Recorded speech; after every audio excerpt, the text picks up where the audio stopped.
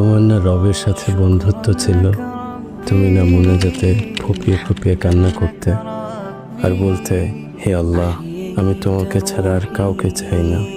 তাহলে এখন কেন তোমার রবের সাথেই বিচ্ছেদ? তুমি না তওবা করেছিলে?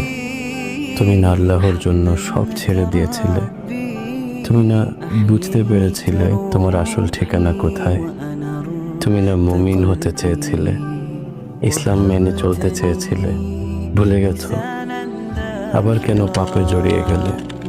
তুমি না সিজদায় পড়ে কেঁদেছিলে তোমার গুনাহের জন্য?